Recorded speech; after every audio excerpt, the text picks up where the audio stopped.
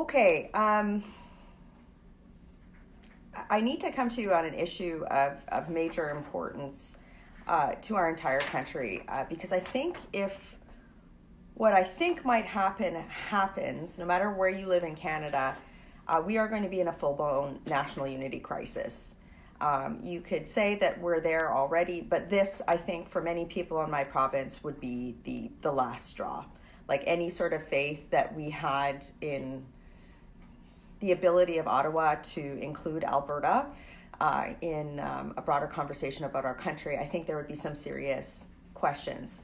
So what I'm talking about, of course, is tech resources and the Frontier Mine Project. So for those of you who haven't been following this, if you're certainly everyone in Alberta is following this right now, but the Frontier Mine Project is a $20 billion oil sands project, and in a time when my province is really struggling, it's projected to create 7,000 construction jobs, 2,500 ongoing jobs for 41 years.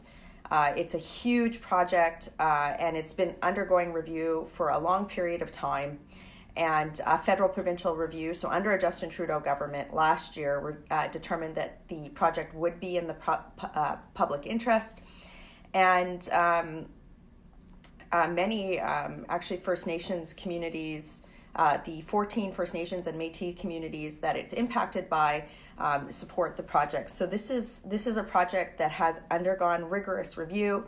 It has passed this review, and it is now resting in the hands of the Trudeau cabinet to approve it. So the Trudeau cabinet can either approve it, delay it, or reject it outright. And of course, they're doing what they've been doing to date, which is delay it. But I want to share with you an experience I had today that was deeply troubling. And if you care about this country, this sort of dynamic has to stop. So I sit in the House of Commons in the front row on the opposition side, about 2 doors down from the leader of the Bloc Québécois. Leader of the Bloc Québécois gets up. I'm sitting right there in my cowboy boots, and he starts waxing eloquent about how essentially this project would have a negative impact on Quebec. That's rich. And how it needs to be stopped and all these sorts of things. You know, what does Justin Trudeau's government do? They get up and they're like very apologetic and, you know, oh, well, like just the tone was, I didn't feel included. Like I represent about 120,000 people who are directly impacted by this decision. It was like they didn't exist, right? So for my colleagues, the 30 plus members, Alberta members of my caucus, it was just like watching this bizarro universe where an entire part of the country was just completely forgotten. And for those of you who don't understand why this is so core to my province, is it making this is if they reject this in cabinet, it basically says that they don't want to have any sort of natural resource development in my province. And that is such a decadent, elitist perspective, because they live in this fantasy land that doesn't understand that a big chunk of our country produces wealth for them from these projects, right? Like they're just so removed from reality. And something has to change. Like this isn't just about, like if something doesn't change at this point in time, like I don't, how can you advocate for your community if like the system doesn't allow you to do that? And that's the question I'm wrestling with right now, right? How do I do this? What can I come and tell you that I'm doing? So for those of you who think that just reversing the two bills that the Liberals passed in the last Parliament that destroyed the economy, Bill C-69 and C-48, or just building a pipeline, if you think that just doing that is enough, it is not enough. It's not enough, because what happens, and what I'm really concerned about, is that at this point in time, the value proposition of my province and the right of the people in my province to work are tied directly to what political party is in office in Ottawa, in the government, and that's not right. I mean, the Liberals are not a national party. Like they can't, there's in no way, shape, or form can the Liberal Party of Canada say that they are anything but an Ontario, Quebec, Atlantic Canada centric party. So let's just call it right out. They do not care about Alberta. They just don't, right?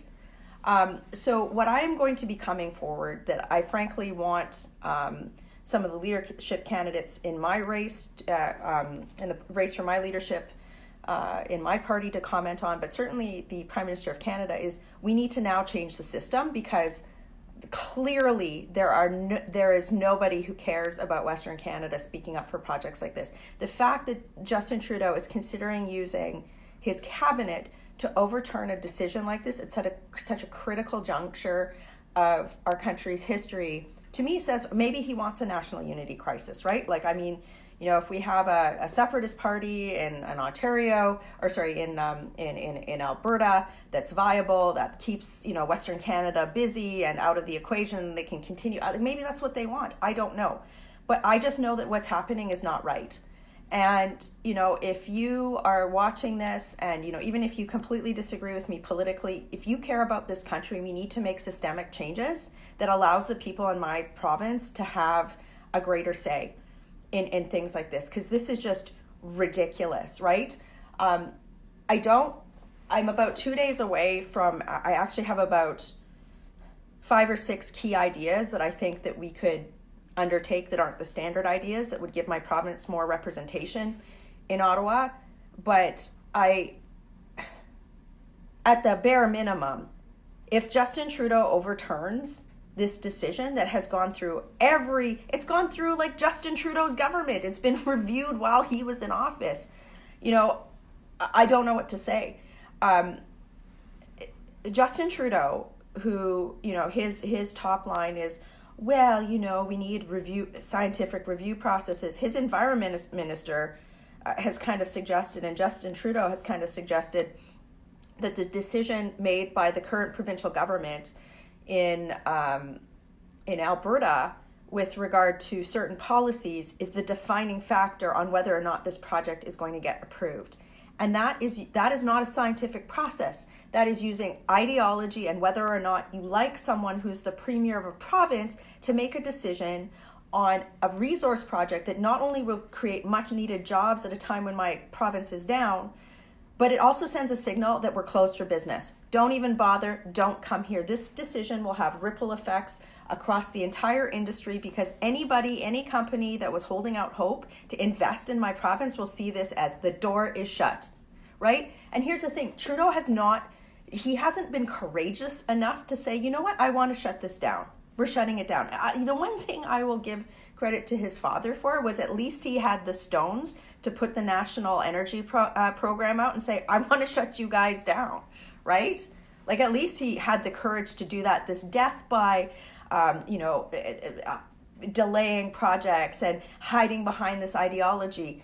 I just don't think that, like, honestly, all evidence points here that, like, the Liberal Party of Canada does not want a united Canada, right? I refuse on behalf of the people in my province to allow the narrative that somehow this is something that we wanted, right? That this is something we have been driven into, this sentiment. I can't, sitting in the House of Commons today in question period and watching that guy get up, oh, you know, it's Quebec, all of this stuff, and then Justin, you know, the minister, well, we understand, blah, blah, blah. This is crazy. And if you are in any corner of this province, you know, all the way from Newfoundland to Victoria, just look, we either believe in our country or we don't. And you do not get to say, if you are in downtown Toronto, that somehow the jobs that my people and my community do are dirty because you drive a car, you have a big carbon footprint too, and you don't just get to abdicate responsibility on the question of climate change to my province that produces carbon energy that is still used by everybody in the world in one of the most environmentally sustainable ways possible. I'm tired of this. This is a national unity question. There is nothing like feeling, you know, you can tell I'm a fairly passionate person, and when I fight, I win. How do you fight this, right? Like, I've actually never heard Justin Trudeau say, I want Alberta to stay in Canada. I feel like Western Canada is a part of Canada, and this is what I'm going to do to, like, he doesn't say that. The Bloc Québécois leader doesn't say that. And here's the other thing. The Bloc Québécois leader is celebrated for standing up in the House of Commons, and he's rewarded for standing up in the House of Commons and advocating solely for the interests of his province. Well, guess what? We need a voice. We need a voice. Western Canada is not a colony to be milked for equalization payments. We are either equal and equitable in this country or we're not.